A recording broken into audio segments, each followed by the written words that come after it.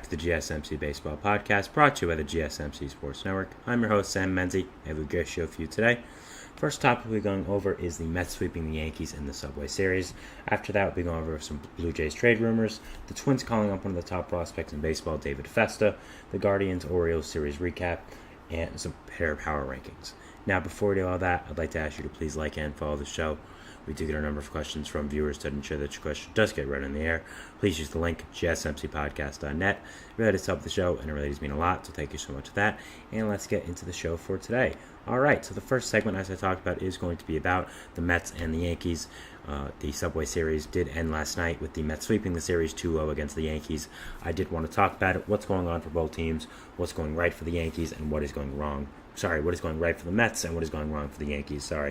Things usually aren't going right for the Mets, so kind of preoccupied, pre-wired to not say that. So of course the Mets did end up winning the first game 9-7, and the next game they blew them out. I believe it was 12-2. So we're going to go over those games and just what happened, and then talking about both these teams. So let's get into it.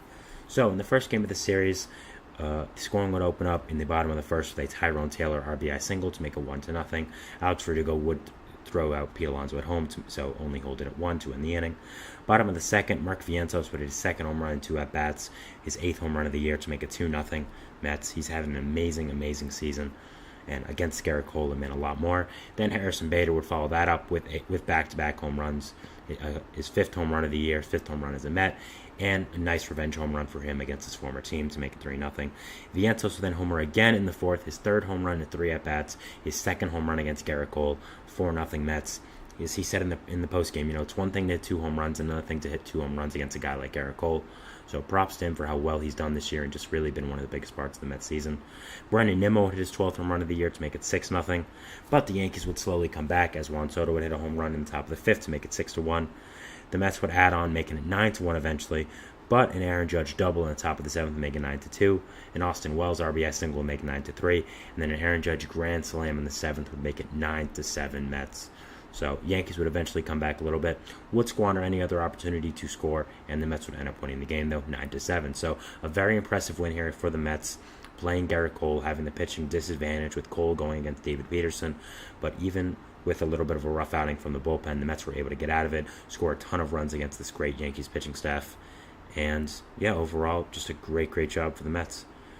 The Yankees had Cole on the mound, who went 4 innings pitched, giving up 7 hits, 6 earned runs, 4 walks, no strikeouts, 4 home runs, 9 ERA right now in the season. Really rough start since coming off of the injured list. For the Mets, they had David Peterson, who was okay, 4 1/3 inning pitched, giving up 3 hits, an earned run, 5 walks, and 8 strikeouts. So, as much as Peterson did give up not that many runs, he didn't grow deep into the game, which, is a problem for the Mets and has been all year. So, his comment is saying, you picked the Yankees to win the Subway Series on Tuesday. Your prediction didn't age too well.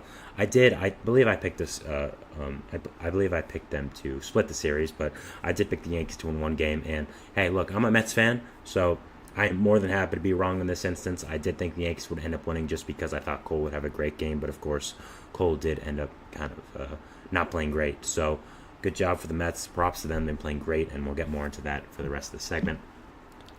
For the next, we had the Mets yesterday, for Wednesday, and this was just a blowout from the start. The Mets would just absolutely demolish the Yankees, winning 12-2. There's so many scoring opportunities the Mets had. I don't even want to go into it, but Aaron Judge had a 2-run homer in the top of the 6th. That was cool. That was the only way the Yankees got 2 runs, but 12-2 for Mets. Just an absolute scoring barrage and would just embarrass the Yankees in Queens. So right now, it's going very interesting for these two teams. The Yankees started off the season the best team in the league, and the Mets started off very, very disappointing. Fans were already picking out what prospects they wanted for guys at the deadline, like Luis Severino, Sean Manaea, Pete Alonso. But, the Mets have done very, very great as of recently, and the Yankees not so much. They have not done as good recently. And, again, we know about the whole Mets thing with Grimace and all that. Yesterday, during the rain delay, some guy was dressed up as Grimace, and he was, doing some things. He was kind of hyping up the fans. He was hyping up the fans in the rain delay in the stadium. That was very cool. So just vibes are high right now if you're a Mets fan. Things are going great, and everything is clicking.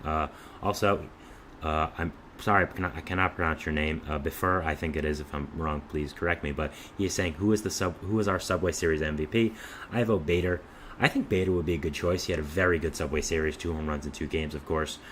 I would probably go Bader. I would maybe go Vientos as well. Vientos, of course, had the 2 home runs against Cole, which really ignited the Mets offense. So I would go either, but I think really that's a good one. Vientos also had some great plays in the field. I think Lindor is also a good one. He led up the game and played very well overall, but there's a lot of choices, but I think either one, Bader or Vientos, I think would be pretty good. But yeah, right now, of course, the Mets are clicking, and just really everyone is playing up to form right now. If you look at this team, the starting rotation isn't great, but it's doing enough. You don't have guys going very deep into games, but you have a bullpen that is, even though it is not the greatest, you have a lot of pieces there. You have Adrian Hauser, who's become an elite bullpen arm that can go a long amount of time. Daniel Nunez has become a very big, important piece of this Mets bullpen. Reed Garrett's solid, even though he did give up that grand slam to Aaron Judge. So the bullpen has been able to hold on with the pitching staff, but really it's just been the offense. I mean, you, of course, have Francisco Alvarez, who's been a beast since coming back from the IL, has had an absolutely incredible season this year. Just his hitting stats are off the charts. Hasn't played that many games, but that's still good. I mean, right now, his 2024 season stats, he has 4 home runs, 19 RBIs, 904 OPS. Weighted runs created plus is great. So Alvarez has been everything the Mets have imagined this year when breaking out in his second full year. So that's been very exciting. And, you look at first base, Pete Alonso's doing great. Shortstop Lindor, since moving to the leadoff spot, has been one of the best players in baseball, I'd say. Mark Vientos has been a beast at third base. Third base has really been a black hole for the Mets since David Wright did end up retiring. So having a young guy like Vientos to be able to come in there and be as impressive as he has been just insane. And the thing with him is we always knew he could hit. It's just would the hitting translate to the MLB, and would his defense translate to the MLB? And right now, his defense has been incredible, making some great plays, making the easy plays really well as well, which is the big thing. Little grounders, running plays with your bare hand, things like that third baseman have to make. He's done that very well, so he's been a big piece of this Mets team. Again, Lindor, since moving to the leadoff spot, has been absolutely incredible. You also, of course, have in the outfield Brandon Nimmo, who's been great. Harrison Bader's been on a heater. JD Martinez has been one of the best hitters in all of baseball for the past month or so. So just really everything is clicking for the Mets right now, and it's just players playing up to potential. You see these guys like Bader, like Vientos, like Lindor, like Alonso, who haven't been playing great really for a good amount of time, but then finally are getting it going and are just this lineup depth is really lethal. There's really no easy out in this lineup right now, except for maybe right field with Tyrone Taylor, because Marte is going to be out for a little bit, and then second base with Jeff McNeil, who has just turned into a disaster since signing that contract extension a few years ago. So the 1 to 7 of this Mets lineup is genuinely elite with how they're playing right now. I mean, you have to start off with Lindor at leadoff spot, then you got to go through Nimmo, then you got to go through Martinez, then you got to go through Alonso. And you're like, okay, maybe it wears off a little bit. Nope, you got to go through then Francisco Alvarez, Mark Vientos, and then Harrison Bader has been doing very well. So there's a lot going right for this Mets team right now. The lineup depth is incredible. The pitching is going to improve once Christian Scott comes back from the minor leagues, once Kodai Senga comes back from being injured. So a lot is going right for the Mets right now. I think at this point it would be disrespectful to the team to say this is a fluke. I think at this point they are a very good team. They've shown it. They're very much in play for this wild card spot right now and have just done absolutely incredible. Again, the lineup depth is killer. Francisco Alvarez has proven to be just an incredible player. I mean, the Mets are some insane number. I think 22-8 when he's playing. So just overall, a fantastic run for the Mets right now. Sweeping this Yankees team, even while they are at home, is very, very impressive with how good they have done. So great time to be a Mets fan right now. They're doing very well. And yeah, if I'm a Mets fan, I'd be excited. After that, the Yankees, they are really struggling. They are not doing well. I think they're right now 3-9 in their last 12, so really, really rough right now. So yeah, just if you're a Yankees fan, not great. I think right now their flaws are starting to show, which is really with their depth. I mean, you have J.D. Davis batting cleanup right now, which is just rough. Yes, there are a lot of injuries with Stanton and Dominguez, but at the same time, you're looking. And who are the real big guys in your lineup? You have Soto, you have Judge. That's kind of it. Catcher, Austin Wells, been okay, but nothing too fantastic. First base right now, Ben Rice, still a rookie, still developing. Same with J.D. Davis. Second base, Gleyber Torres has been horrible this year. Shortstop Volpe has been solid, but not anything too great. I mean, he's been a good player, just hitting-wise, not anything like fantastic to write home about. Third base, Ed LeMahieu, not been great this year. Verdugo hasn't been that great for a while after starting off really hot. So right now, if you're a Yankees fan, your issues are starting to show. You still have a nice rotation, especially with Cole coming back, and I'm sure he'll be better in the future. But the lineup is an issue right now. You have Soto, you have Judge, that's great, but there needs to be some guys around them that can improve the depth, and that's just not happening right now for them. So definitely, again, the flaws for this Yankees team are starting to show a little bit. They're going to have to do some major improvements at the deadline, and I think they need some people. You need to have Austin Wells start hitting better. You need to have Gleyber show any inkling of him remembering how to hit a baseball. You need to improve at the corner spots. So it's a little rough right now. I think when you get Dominguez and Stanton back, it should be better. I think maybe you could flip Alex Verdugo for an infielder. That would be something interesting, I think. But overall, this Yankees team is still solid. Just their flaws are starting to show a little bit more than what we expected for the start of the year. So, yeah, that is it for this Yankees and Mets Subway Series. Mets are very close in the wild card right now. Should be interesting to see. Only 1.5 out. Will be very, very interesting to see for the rest of the year. But that was our first segment here, talking about the Subway Series and the Mets sweeping the Yankees. We'll be moving into our second segment, which is going to be talking about the Blue Jays and some trade rumors involving them. There's been a good amount of things floating around recently with the Jays, including Vladimir Guerrero, some comments from him, and a Ken Rosenthal article. So I did want to talk about all this, and we'll see you after the break. So thanks, and bye. I feel like I'm losing my mind. Is everybody in the world blind? Please, Lord, give me a sign, a sign. I feel like I'm losing my mind. Is everybody in the world blind? Please, Lord, give me a sign, a sign. I wanna be the greatest. Everybody on the fake shit. I look around and feel like everybody is the fakest. I make this every day and I'm impatient, hoping one day I blow up from the basement. Statement, the top is so vacant. I don't hear shit that I think is amazing. Waiting for my day when I'm playing sold out shows for 1,000 faces. Hey, give me that crown, get in my way and to be put down. It ain't your place, all this my town. If I want that shit, then I'll get it right now. I'm losing it, the noose it fits, some losing shit, a stupid myth. You choose to live or choose to dip, you choose to fight or lose your grip and lose a gift. I feel like I'm losing my mind. Is everybody in the world blind? Please, Lord, give me a sign, a sign. I feel like I'm losing my mind. Is everybody in the world blind? And welcome back to the GSMC Baseball Podcast, brought to you by the GSMC Sports Network. Moving into our second segment here, which is going to be talking about the Blue Jays and some trade rumors involving them. Now, before we do that, I'd like to ask you again to please like and follow the show. We do get a number of questions from viewers, so to ensure that your question does get read in the air, please use the link, gsmcpodcast.net. It really does help the show, and it really does mean a lot, so thank you so much for that. And let's get into the show again. So, we're talking about our second segment here, which is going to be about some Blue Jays rumors involving them. Before we do that, though, I'd like to answer another question from our comments. Keep them rolling. I love to answer them. It says, should the Mets trade Luisangel Acuna for Chris Bassitt?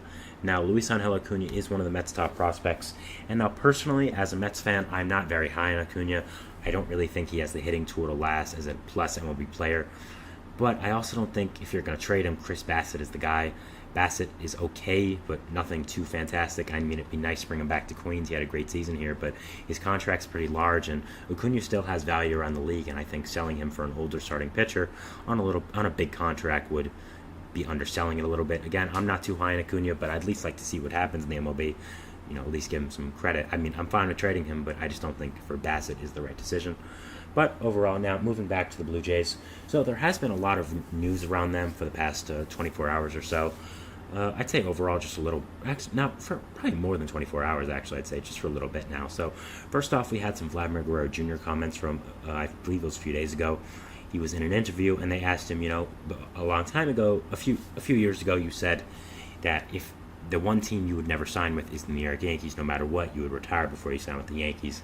And they asked him, is that still true? And Guerrero responded, baseball is a business. If someone trades for me, I will play for them and give them all I got, something around those lines. And that is a very interesting comment switch. Now, usually I wouldn't think much of that, but Guerrero's been involved in a lot of trade rumors recently. The Yankees need a first baseman, and it's kind of interesting to see him change paths on his comment right now, considering the situation the Blue Jays are in, where we know they're listening to some talks on Guerrero.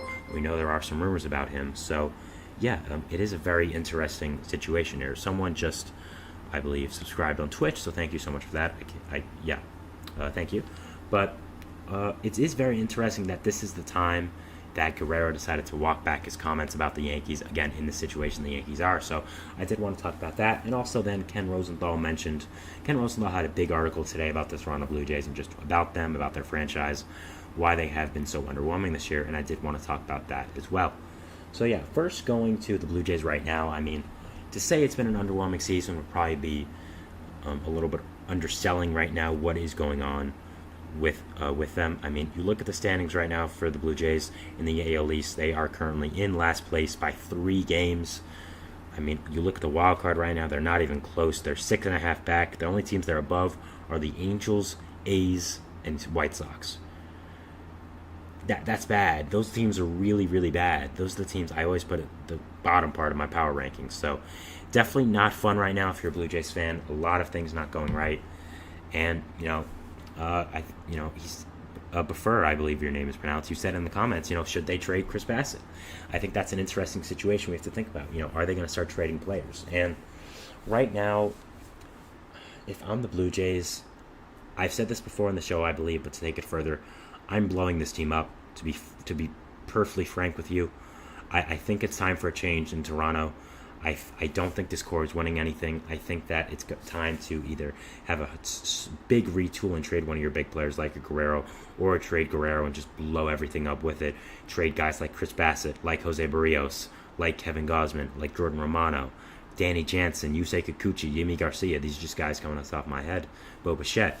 So it is interesting to see what they are going to do. That is personally what I would do. But right now, it's not going right for the Blue Jays. I mean, you look at this team and you think, okay, well, what's going wrong? And really, for me, I think it's just both the offense and the pitching. I mean, that sounds very general, but, your best hitter right now is Guerrero, of course, who's done great. But after that, there's really not much else that is standing out. George Springer's been a disaster. Bo Bichette's been a disaster. Dalton Varshaw's been fine. Isaiah Kiner-Falefa has been fine. David Schneider's been good. Justin Turner's been fine. Danny Jansen's been fine. A lot of fine players. Just no one that is outstanding other than Guerrero. And I think when you're looking at this lineup, I think that you need another superstar. I would classify Guerrero as a superstar at this point with how well he's done. And, I think that was one of the big reasons why the Blue Jays tried so hard to get Ohtani and Soto in the offseason. We know very publicly about how they tried to get both of those players, and they were unsuccessful in getting both, obviously. And I think both would have been great fits in the way that the Blue Jays are right now missing a franchise star.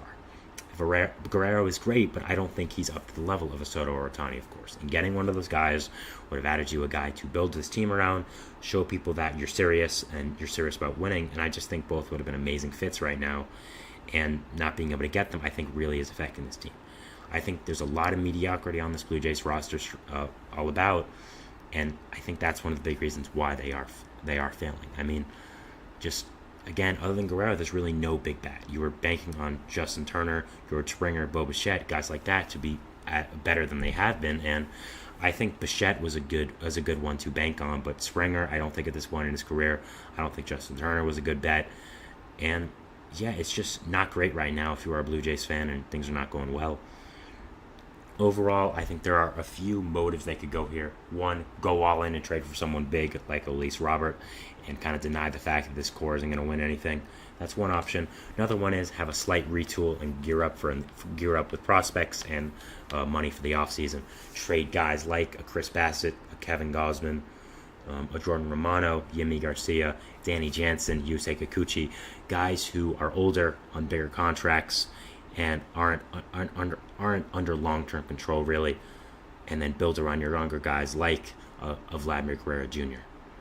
Maybe even a Bo Bichette if you still believe in him. Not sure if you should, but I think that's really the options the Blue Jays have here. Or you can blow it up and trade all those guys I just said. Trade Guerrero, trade Bichette, try to offload Springer somehow, get what you can back for Justin Turner.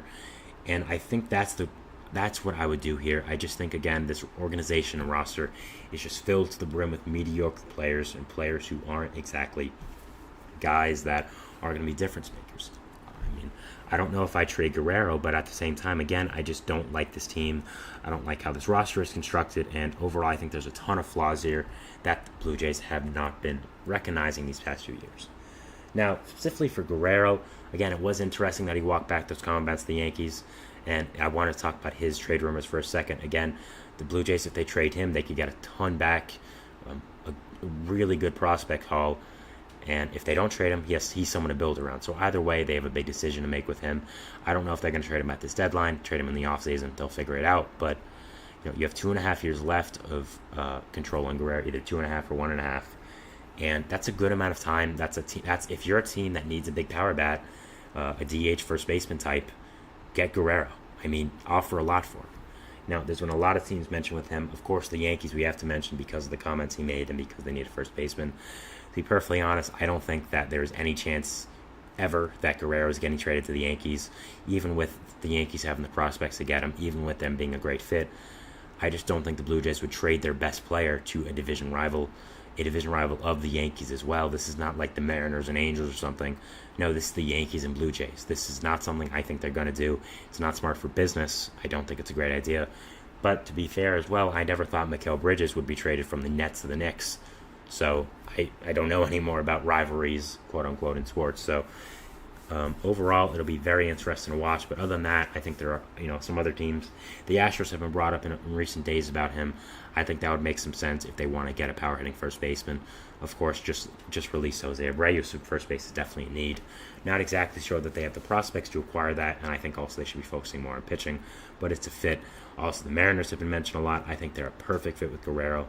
If Guerrero or Luis Robert are very realistic for you, I think you have to get one. If I'm the Mariners, I'm going all in this year. I think they can really make a big push with the pitching they have, and the AL being kind of weak outside of the Orioles and the Yankees. Also, there are some other teams, of course, that I think would make a ton of sense for Guerrero. You can also talk about, the Cubs. They've been mentioned a lot with Guerrero in the past few years. They have the prospects to get it done. Power-hitting first baseman. He's been mentioned to the Cubs a lot, now I think about it, in the past few years. So I think that overall, Guerrero being traded would be an interesting thing to do for the Blue Jays. It would be an interesting way to conduct your franchise right now, and I would be very, very intrigued to see what they do next after that, see what prospects they can get. But if they don't trade him, I think a small reset could be good. Trading guys on 1 to 2 year contracts like Gausman, like Bassett, like Yusei Kikuchi, like Yimi Garcia, like Danny Jansen. Guys who are good but aren't long-term pieces. I think Gausman would be the biggest piece out of all that. I would usually mention George Springer, but I think no one is going to take that Springer contract right now. He's just turned into a disaster with them. I mean, I think the Mets and the Red Sox have to be thanking themselves that they did not sign that contract a few off seasons ago. So, yeah, overall, the Blue Jays are in for a very, very interesting next couple of months heading into the trade deadline on July 31st. I am very interested to see what is going to happen with this team and very excited to see what the future holds for them. I think there's a lot of decisions to be made up there in the 6th, and it's going to be very, very interesting to see what they do end up choosing and what direction they do go with this franchise. So, yeah, that is our second segment here, talking about the Blue Jays and some rumors involving them. We'll be moving into our third segment here, which is going to be talking about David Festa and the Twins calling him up, one of the top pitching prospects of baseball. So we will be going over that, and we'll see you after the break. So thanks, and bye. Looking for your daily fix of sports talk without having to pay for it? GSMC Sports Network is available on YouTube. Just search GSMC Sports Network. Get your fix of daily sports talk shows on YouTube, absolutely free.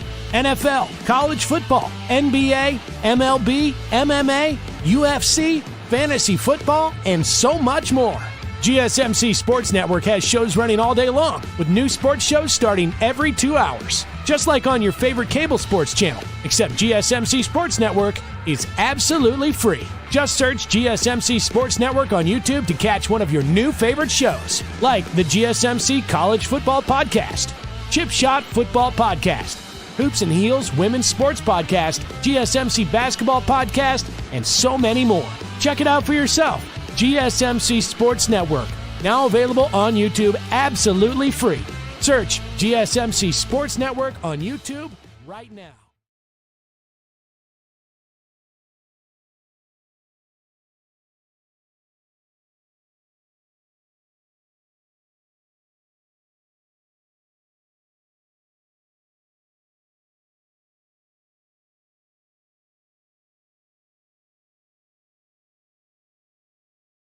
Oops, just realized I was doing that whole spiel with my mic off, so that's nice. So we're just going to ignore that and go into our third segment. That was fun. But yeah, we talking about David Festa and the Twins calling him up, one of the top right-handed pitching prospects in baseball. So yeah, before that, though, we do have another question from the comments. I love these questions, guys. Keep them rolling. Love to answer them. Love to talk baseball. He says, I cannot pronounce his name, but he says, the Pirates are winning the World Series. Crazier things have happened. I think the Pirates actually have a decent team for once.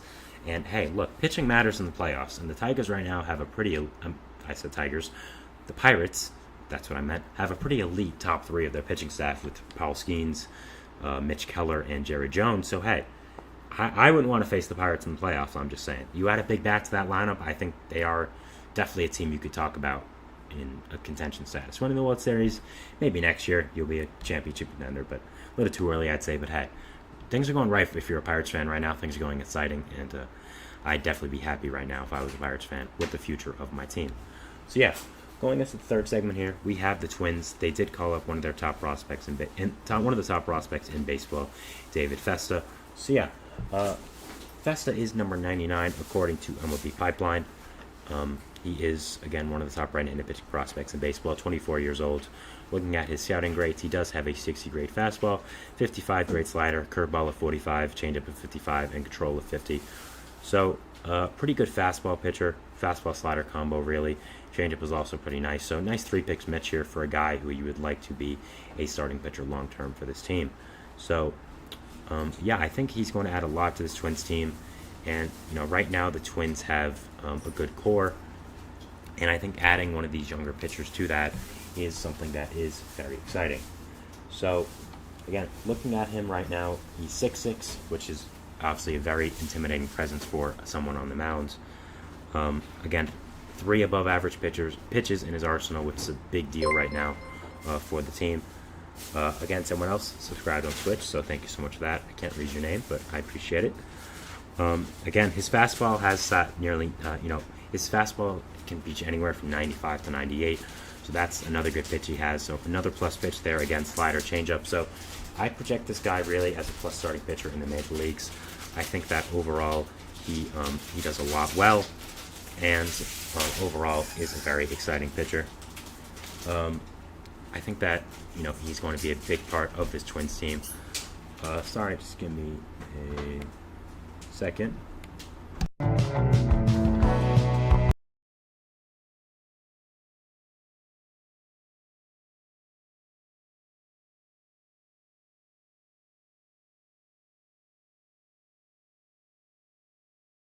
Sorry about that. I had to handle something there. But going back to Festa, I think this guy is going to be a plus pitcher in the major leagues.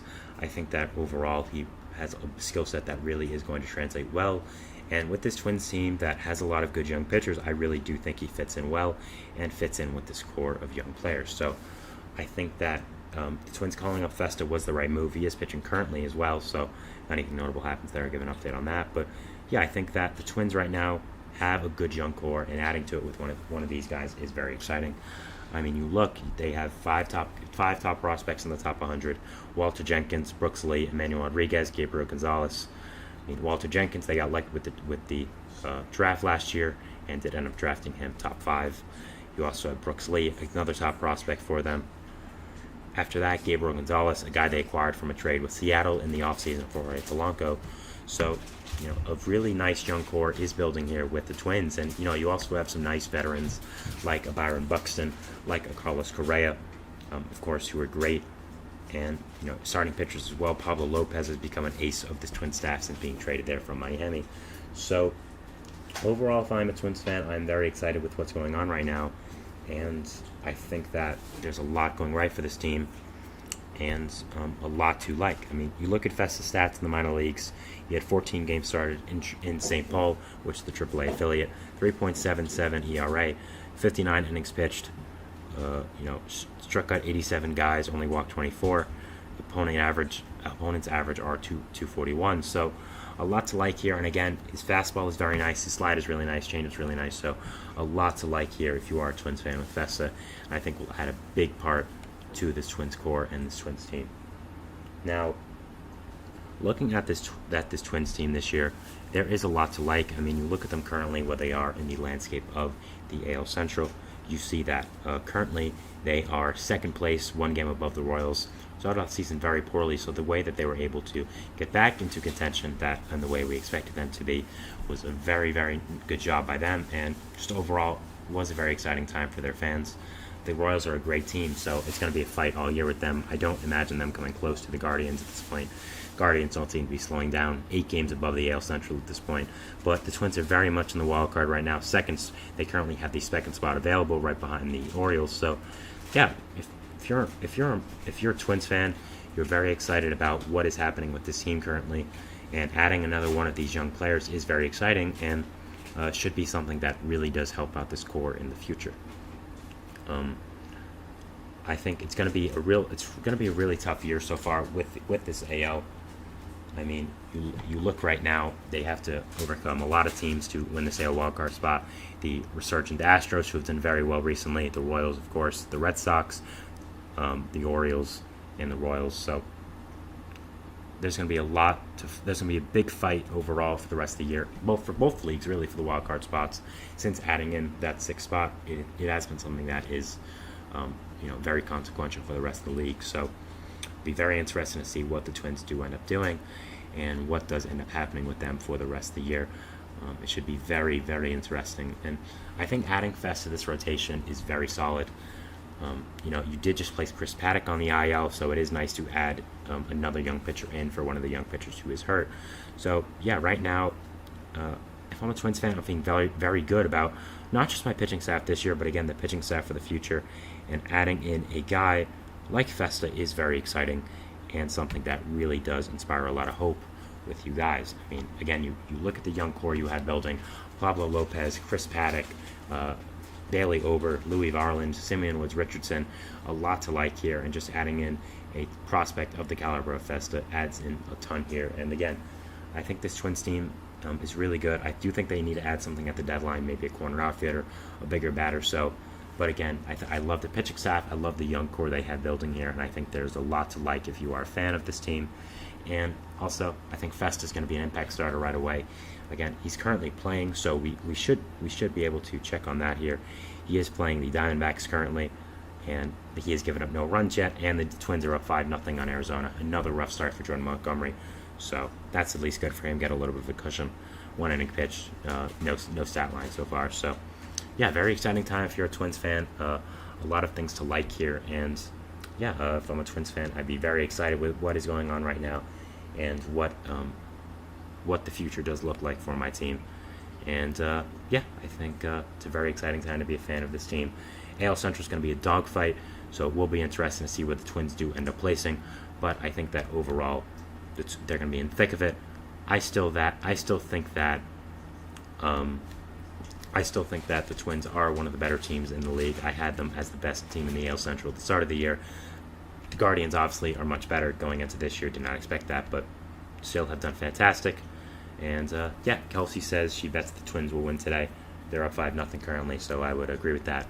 And yeah, it'll be interesting to see what the Twins' future does hold and what does happen with this team. So yeah, we'll be moving into our 4th segment here, which is going to be talking about the Cleveland Guardians, their Twins rivals, and their series versus the Baltimore Orioles, and what did happen there, and the consequences that it will have on the American League. So yeah, we'll be going over that, and we'll see you after the break. So thanks, and bye.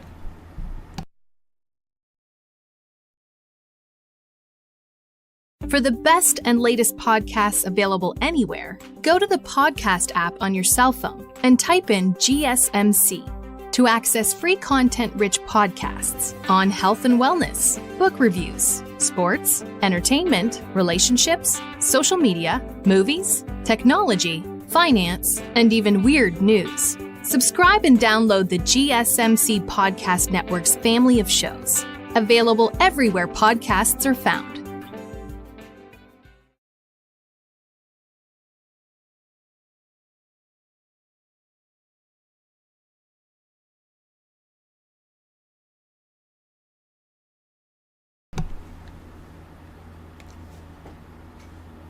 We are back here on the GSMC Baseball Podcast, bringing you our fourth segment, which is going to be talking about the Guardians and the Orioles, a little bit of a series recap. I did want to talk about this series as it was two of the best teams in the American League going head-to-head, and I thought it was very, was going to bring a lot of consequences to the American League and just would add a lot of things to it. So I did think this series was important to talk about, and let's get into it. So first game of this series was on Monday. Guardians and Orioles would face off. Guardians would be looking for another win. Top first, Jose Ramirez would end up hitting an RBI single to make it 1-0 Cleveland. Started scoring off early.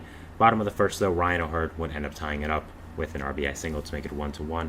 A Bo Naylor double in the top of the second for the Guardians would end up making it 2-1. And Anthony Santander sacrifice fly would make it 2-2. So very exciting game so far. Top of the sixth, Jose Ramirez with his 20th home run of the year. Incredible, to make it 3-2 Cleveland, and that would be it for the game. The Orioles would squander any other opportunity to score, and they would end up winning this game. The Guardians had on the mound Tanner Bybee, who went 6 innings pitched, 5 hits, 2 runs, 1 earned, 1 walk, 7 strikeouts, 3.50 ERA. Very, very solid start for him against an offense like the Orioles. I mean, it's very exciting if you're a Guardians fan.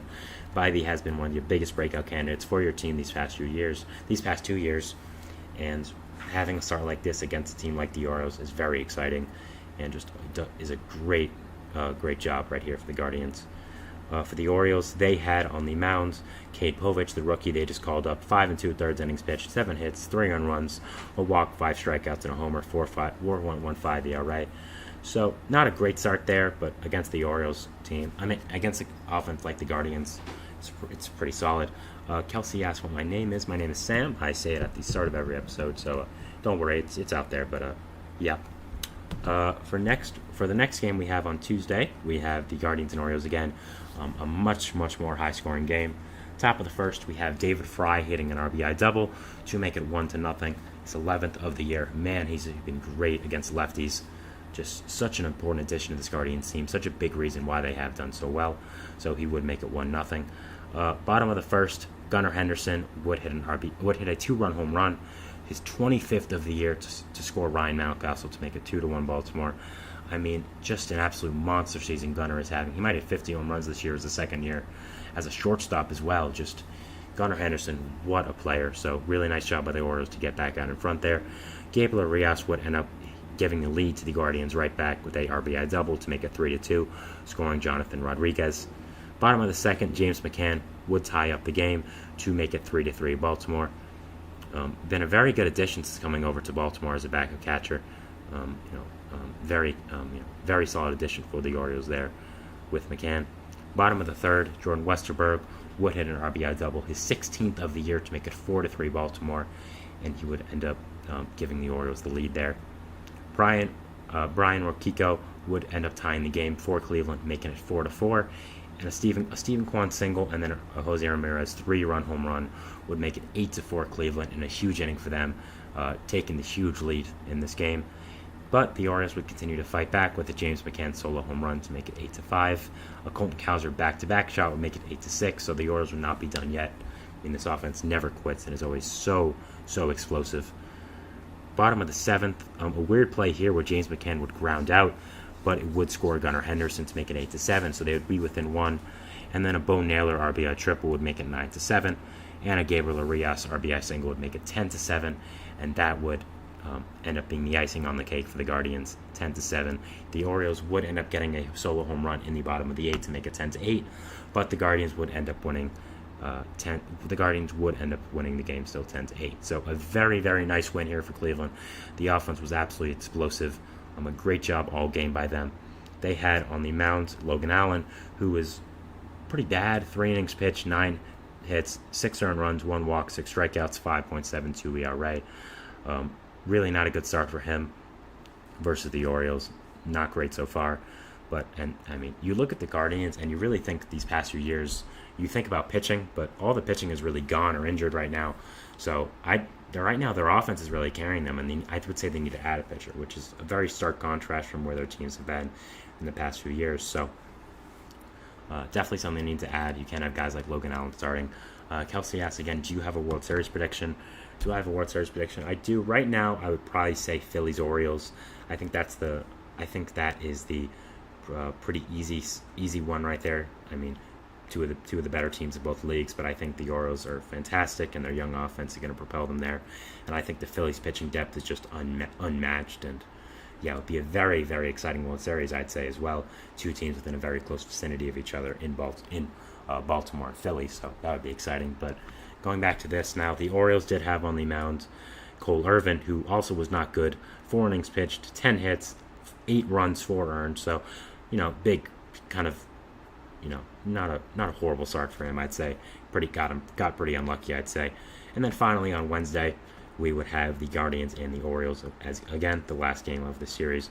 Now, the Guardians would get a big boost in this game, as they would call up one of their top prospect, Joe. I'm gonna butcher this name. I do apologize. Johanski Noel. He is a big power hitting first baseman. Did slot into the Guardians lineup last game at first base, so he's going to be a big addition for them. Once him and Kyle Manzardo come up, I think this offense should be even more fantastic. So that is a great addition to this Guardians offense. He would hit his first MLB home run in the top of the second in his first at-bat to make a 1-0 Cleveland. So that will be a very exciting moment to him. Congrats. I think he's going to be a big-time player for the Guardians in the future. Gunnar Henderson would tie up the game, though, in the bottom of the second, hitting an RBI single to make it a 1-1. A Gabriel Arias solo home run to make it 2-1. But a Gunnar Henderson home run would make it 2-2. 26th of the year. Man, this guy's just so incredible. A Cedric Mullins solo home run would make it 3-2.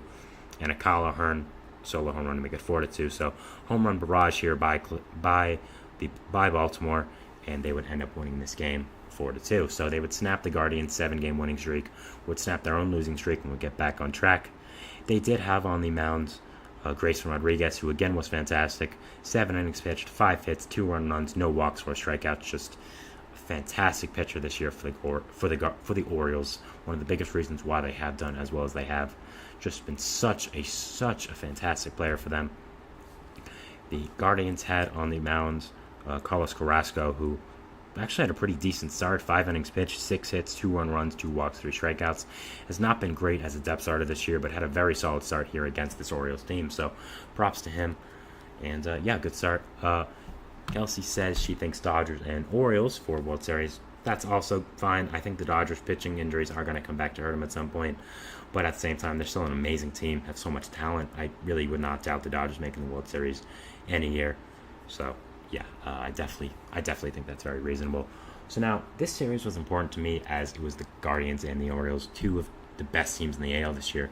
I would think a lot of people would argue right now, the 2 best teams in the AL this year, right now at least, with how the Yankees have been performing as of lately. So, right now, if this series was very exciting, if you're a Guardians fan, you have to be thrilled with the way that they were able to take it. Even in the game they lost, they were still in it. I mean, they only lost by 2 and had a good offensive performance there. So both these teams are going to be very interesting to watch for the rest of the year. I mean, the Guardians have a ton of talent on offense, but do need to add some pitching, and I would say the same with the Orioles as well. Both teams have had some pitching injuries. Both teams don't really have, again, that many great pitchers. Betts and Yamamoto do need to come back. I agree. That would obviously be big additions back for the Dodgers. So if you're a Dodgers fan, I'm hoping they do come back eventually. But yeah, big series for the Guardians here. Ended up winning this. And yeah, if you are a Guardians fan, I think you have to be very excited with how they played, having this big test against another elite AL team. And the Orioles, they're struggling a little bit right now. I think this is the first time all year they've really had some genuine adversity. And they still have a great team. They still aren't exactly bad, but you do have to find out what's not clicking right now, and definitely need to improve a little bit more. So if you are an Orioles fan, you do need to improve. Your team does need to improve a little bit more, and kind of need to find your way back to the elite status you were at the start of the year. So it should be interesting to see where these 2 teams do end up placing the rest of the year. Orioles, of course, are in a battle with the Yankees for the top of the AL East. Guardians, not really. There's no really other team at the AL Central that is going to compete with them right now. Twins and Royals are absolutely fantastic teams. I've said that multiple times in my show, but I just don't think that either is on the level of the Guardians right now with how good their offense has been. So, yeah, right now, if you're a Guardians fan, you're very excited with how that series progressed, what's going on with your team right now, and just, you're doing this all with not really that many great pitchers, which is very exciting. I mean, you signed Matthew Boyd today to a major league contract, but that's just more of a depth move, maybe out of the bullpen as a spot starter. But overall, very exciting time for the Guardians. Very exciting series overall for the AL. It was a great job, for both these teams, and it was very exciting to watch and very exciting to cover. So it was a great series here. So that was our fourth segment here, talking about the Guardians and the Orioles series. We're moving into our fifth and final segment here, which is going to be talking about the MLB hitter power rankings from MLB.com. I did want to just touch upon them and talk about them and give my thoughts. So we'll be talking about that, and we'll see you after the fourth and final break. So thanks, and bye.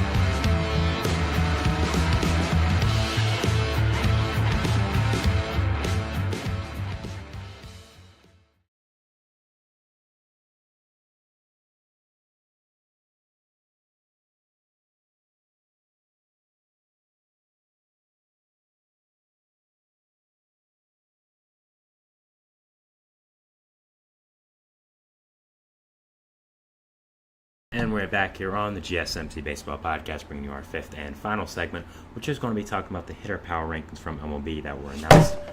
Ooh, sorry if you heard that. That was my cord.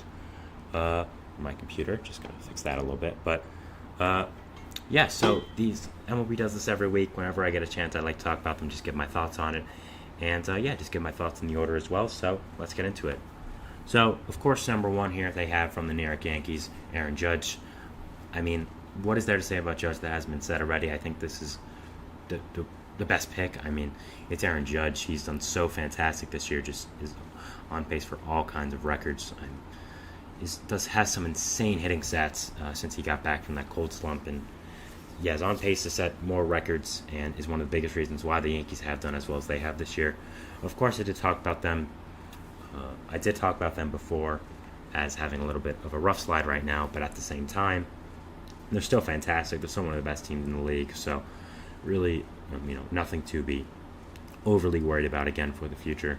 So, I think Judge here at number one is the perfect fit. I mean, it's Aaron Judge. Again, what is there to say about Judge that hasn't been said? He's so fantastic. Again, I've said this before on the show, but that's a guy I'll be telling 3 generations from now that I got to see him play live. So just a fantastic player, one of the faces of our league, and definitely deserves to be number one here. Number 2, we have from the Los Angeles Dodgers, Shohei Ohtani. No surprises here. Again, Ohtani is fantastic. I think him with the number 2, 3, and 4 hitters could be debated where he places above them, but I think 1 is definitely right, and then 2 to 3 to 4 are definitely in the right positions, but could be reordered a little bit different. But after I say number 4, I'll say what I would probably do. But Ohtani's having an amazing season. Again, been everything the Dodgers have wanted and more. Just had such a fantastic season, and just been an amazing player for this Dodgers team, and just been absolutely fantastic. Deserves this placement here at number 2, and one of the biggest reasons why the Dodgers have done so good this year. Of course, have a lot of injuries now with Ohtani, with Betts and Yamamoto being out. So Ohtani's really going to have to carry the offense right now with Betts being out. But I have no doubt that he will. And again, fantastic player, and number 2 here is well deserved. Number 3, we have from the Baltimore Orioles, a man I was talking about before, Gunnar Henderson. Again, Gunnar Henderson has just been so fantastic this year. Coming up last year as one of the top prospects in baseball for a few years, we expected him to be great, and that's exactly what he was last year, being very much involved in the AL Rookie of the Year race. But this year, he's broken out to a whole new level. No sophomore slump for him. Has almost 30 home runs. Is going to hit 30 home runs before the All-Star break, which is just absolutely incredible. A huge lefty power-hitting shortstop. One of the biggest reasons why the Orioles have been as good as they have been this year is going to be one of the biggest reasons why the Orioles are going to continue to be good for the future. So young, so fantastic. I mean, just such an amazing, amazing player. So good. I mean, Gunnar Henderson just such a great power hitter. I really didn't expect this much power from him. I really thought he'd be a guy that was more batting average on base than home runs and power, but he's proven me wrong. Been fantastic as a shortstop. There's so many fantastic shortstops in the league right now with him, Bobby Witt Jr., Corey Seager, Francisco Lindor, Mookie Betts. I mean, those 5 already are just elite. I'm sure there's more I'm forgetting as well. So, just fantastic season for Gunnar Henderson. Been such a big part of this Orioles team, and yeah, been so great.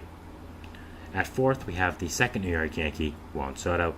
Soto, of course, has to be on this list, is having an amazing season with the Yankees, been exactly what the Yankees expected him to be when they did acquire him. I mean, it's just so fantastic. The way he hits is just so beautiful. Such an amazing generational type player. Of course, has to be number 4 on this list. I think is such an amazing, amazing player, and I think him on this list makes a ton of sense, and is the right decision here for this Yankees team. I think that he is such a good hitter, and very fitting here. Now, this 2 to 4, I might have a little different. Personally, I probably have Soto over Gunnar, but I think that overall the top 4 is fine, and I think it's the right order. And I don't see anything too wrong with the rest of the top 10, which we'll be talking about, of course, except for one little thing, which I will go over. But yeah, number 5 here for the Philadelphia Phillies, we have Bryce Harper. I talked about Harper on my show yesterday as well with my All-Star ballot. Has been fantastic this year. Has made that transition to first base so seamlessly. Has been a huge hitter for this Phillies team this year. Been one of the biggest reasons why they have been as good as they have been. I mean, again, it's Bryce Harper. We all know this. We all know how good he is. So, no real surprise to say that he has been as fantastic as he has been. So, yeah, do have him at number 5 here. I think this is a fine placement. Maybe would have Steven Kwan over him, who is next, of course, but I think Harper here is fine. He's having an amazing, amazing season, and it's been incredible with the bat, of course. Number 6, as I said before, is from the Cleveland Guardians, Steven Kwan. Did a whole segment on Kwan this week, and yeah, he's just fantastic. He's hitting almost 400 right now. It's just unheard of in today's game. So, yeah, it's just having an incredible, incredible season. Kwan has been fantastic. Just one of the biggest reasons why the Guardians have been as good as they have been this year, leading off the game so well for them. Really has just broken out of nowhere. It was really just very mediocre last year, and the fact that he has done as well as he has this year has been a surprise, but I'm sure a welcome one for Guardians fans. Has been so great, and just such a big part of the team this year for them. Number 7, we have from the Atlanta Braves, Marcell Ozuna. Yeah, perfectly fair placement here. I think Ozuna definitely deserves to be on this list. I mean, has been such an important part of this Braves team this year. When you've had, some of your stars go down like Spencer Strider, Marcell Ozuna, Spencer Strider and Ronald Acuna Jr., Ozuna's been there to lift up this offense, been the biggest part of it, and really has become an MVP candidate for this National League. Has become such a fantastic player this year. I mean, the Braves were looking to offload his contract last deadline for Patrick Corbin. That's how far his value had fallen, but he's really turned it around, become such a fantastic player and hitter for this Braves team. Has become one of the best DHs in all of baseball, and been a huge part of this Braves team is why they haven't really just gone fully under since the Acuna injury. Number 8 from the Cleveland Guardians, again, Jose Ramirez. Guardians and the Yankees are the only 2 teams with 2 players on this list, which is very interesting. But yeah, Ramirez, 8, great pick. Ramirez has been fantastic this year, always is. I think 8 is pretty much a very fair assessment of where his hitting abilities lie right now. So I think 8 overall is very fair for Jose Ramirez. And yeah, I think he deserves to be on this list.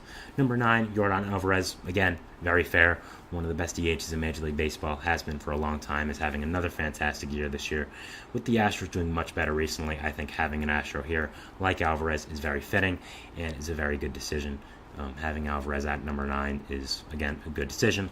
Is very fair, and I think is a good placement here as for Astros fans. So I think, I think Alvarez here at number 9 is a good decision.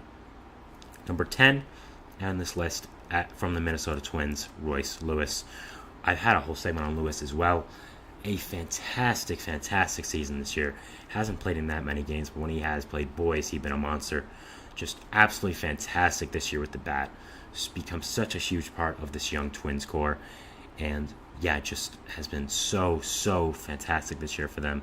Has been so incredible, and overall has been an amazing, amazing player for this Twins team. Again, hasn't played in that many games compared to the other guys, but I find it fine that he's on this list. I would probably have JD Martinez on this list as well.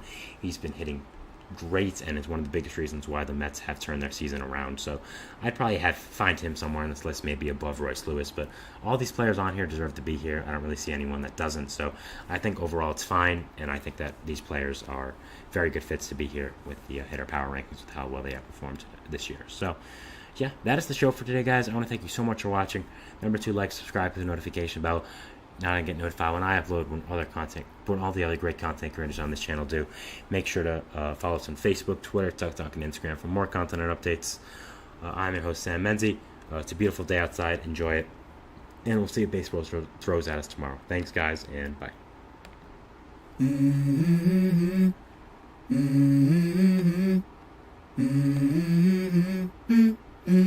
Let's go. I wake up to a little bit of drool on my pillow, feel like it's gonna be a bad day. Yeah, I'm tired of shit, and the coffee ain't hit yet, damn, ain't that great.